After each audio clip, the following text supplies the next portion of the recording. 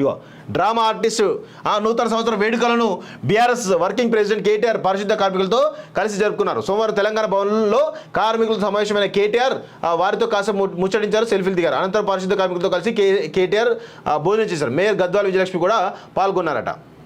So సిగ్గుండాలి కదా కేటీఆర్, ఈ 10 సంవత్సరాలు నువ్వు పీకి పొడిచింది ఒక్కసారైనా ఆ సఫాయి కార్మికులతోటి కానీ లేదంటే వీళ్ళతోటి కానీ కలిసి కూర్చొని భోజనం చేసినావా? కనీసం వాళ్ళ సమస్యలు ఏంటో తెలుసుకున్నావా?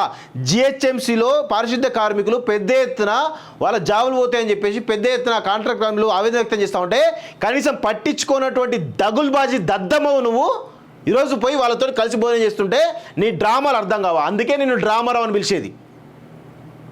కొంచెం కూడా బుద్ధి లేకుండా, కొంచెం కూడా సిగ్గు శరం లేకుండా, ఇంకా ఈరోజు అధికారం పోయిన తర్వాత మళ్ళీ ఒక డ్రామాలు వేయడానికి సిద్ధపడ్డావు కదా. మరి 10 సంవత్సరాలు నువ్వేం చేసినావు వాళ్ళకి చెప్పు, వాళ్ళకి క్షమాపణ చెప్పు, వాళ్ళ కాళ్ళు కడిగి క్షమాపణ చెప్పి అప్పుడు వాళ్ళతో మాట్లాడు.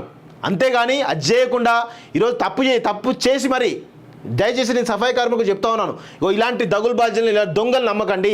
మళ్ళీ అధికారులకు వస్తే మిమ్మల్ని పీక్కు తింటారు ఈ దొంగలు. దయచేసి ఇలాంటి డ్రామా ఆర్టిస్టులు నమ్మొద్దు అని చెప్పేసి కూడా నేను జిహెచ్ఎం సంబంధించినటువంటి పారిశుద్ధ కార్మికులందరినీ కూడా కోరుతా ఉన్నాను. ఈ 10 సంవత్సరాల్లో మీకేమైనా చేసిండా ఈ కేటీఆర్? ఏమీ చేయలేదు. అంత దొంగ మాటలు చెప్పుకుంటా, లుచ్చ మాటలు చెప్పుకుంటా ఉన్నాడు తప్ప కనీసం వీళ్ళకి మీకు ఏమైనా సాయం చేద్దామో, మీకు కనీసం పర్మనెంట్ చేద్దామా, లేకపోతే ఇంకేమైనా జీతాలు పెంచుదామనే సోయిలేనటువంటి దద్దమ్మ కేటీఆర్ ఇప్పుడు కొత్త డ్రామా ఆడుతూ ఉన్నాడు. ఏదో మేము వాళ్ళతో కలిసి ఉంటాం, కలిసి పనిచేస్తామంటే ఒక డ్రామా ఆడుతూ ఉన్నాడు. సిగ్గు శరం లేకుండా ఇంకా చేస్తూ ఉన్నాడు. ఇలాంటి వాటిని మనం నమ్మొద్దు. వాస్తవంగా తెలంగాణ ప్రజలు ఎవరు కూడా నమ్మొద్దు.